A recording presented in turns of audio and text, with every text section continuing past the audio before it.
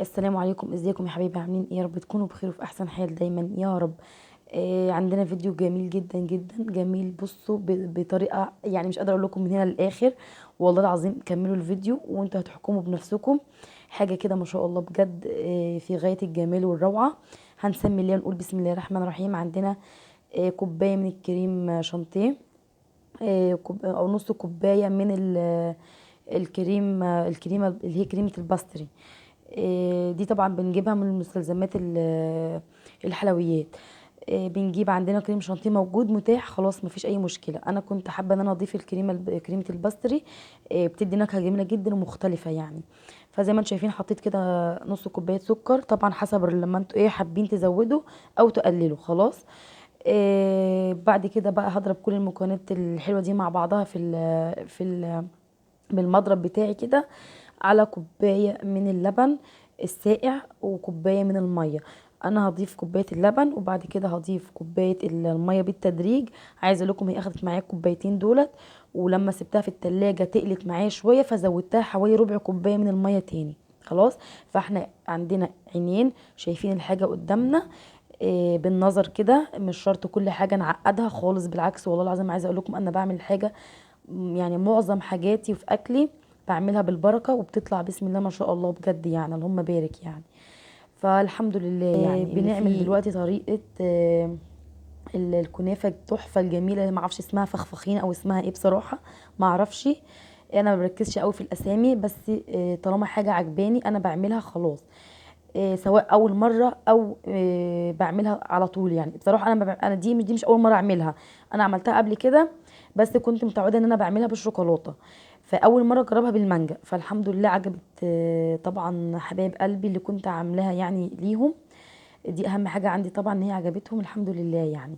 فعندنا طبعا هنا كنافه زي ما انتم شايفين. انا ضربت الكريمه وحطيتها في التلاجة على ما اجهز الكنافه بتاعتي. كنت مفرزاها كده في الفريزر علشان تكون جامده واقدر ان انا افككها حلو زي ما انتم شايفين.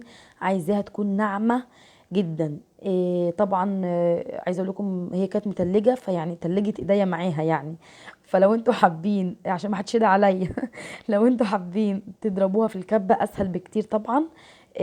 وهتسهل جدا علينا الخطوه دي. تمام. بس انا ما حبيتش اعمل ازعاج لان كنت بعملها متاخر جدا. كان قبل السحور يعني. فزي ما انتم شايفين بقى كده، نزلت عليها بكوبايه من السمنه البلدي. وبدات اشرب كل الكنافه بتاعتي من السمنه. خلاص. ابدا كده افرك الكنافه حلو، خليها تشرب كلها من السمنه. مش عايزه حاجه تكون يعني حاجه من الكنافه ما فيهاش سمنه.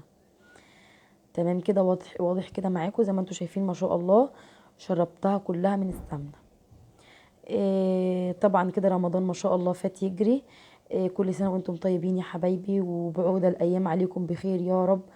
والهم يعني يعني طبعا يتقبلوا منا. ويحسنوا طبعا. يحسن صيامنا ويحسن قرآننا فيه، ويحسن كل حاجة حلوة احنا بنعملها ويجعلها في ميزان حسناتنا يا رب يا حبايبي. وطبعا يعني ربنا يعفو عنا ويتقبلنا طبعا من المغفور ليهم والمرحومين دايما يا رب. في اوسع رحمته يعني يا حبايبي. فزي ما انتم شايفين هنا كده انا كنت بحمر جزء على البوتاجاز من فوق عشان اسحف، وجزء طبعا كنت حطاه في الفرن اللي هو ده زي ما انتم شايفين. وبدات ارش عليه كده شويه سكر، معلقتين حلوين كده من السكر.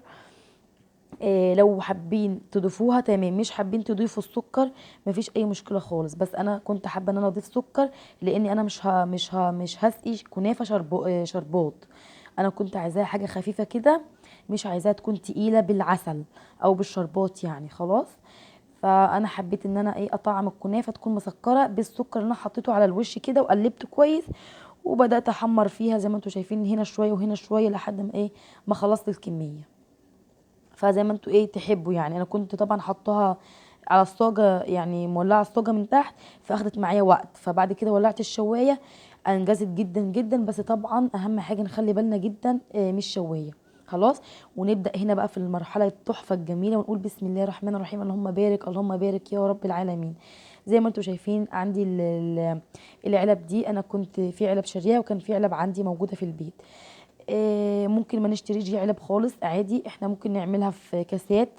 من البيت، او يعني بولات حلوه كده شكلها شيك، وبنعملها ايه في البيت عادي. بس انا طبعا كنت نازله بيها من البيت، فانا ايه فضلت ان هي تكون ده منظر شيك كده في التقديم، وحاجه سهله في الشيل علشان ما تبوظش معايا خلاص.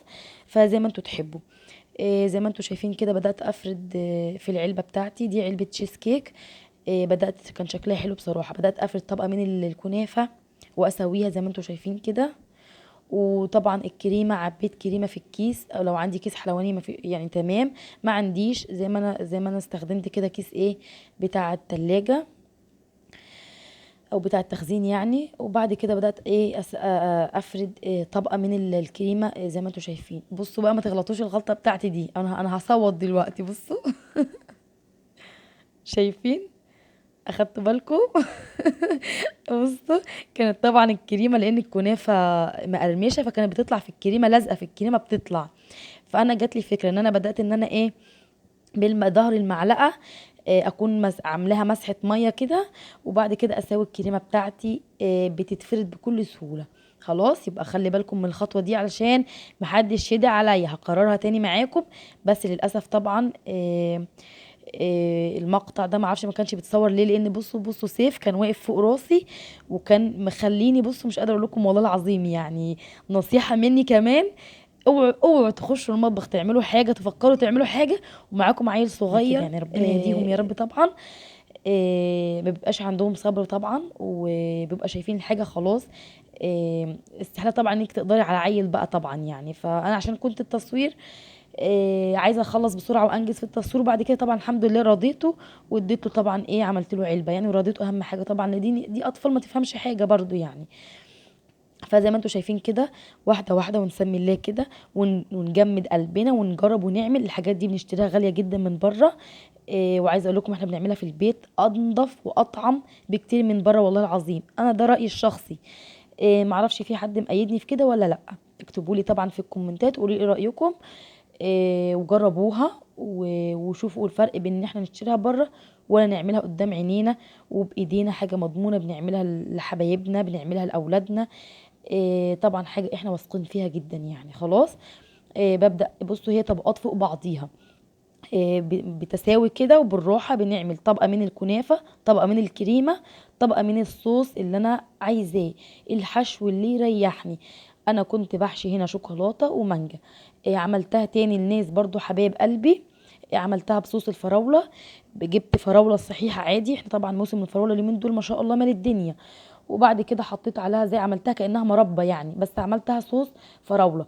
للاسف انا ما صورتش معاكم من الفيديو ده، لان هو كان بعد الفيديو ده، فقلت مش مشكله اصوره بقى، كده كده صورت دوت يعني. وعملتها بصوص الفراوله، كانت برضو جميله جدا والله العظيم. هنا طبعا دي مانجا انا كانت متفرزه عندي.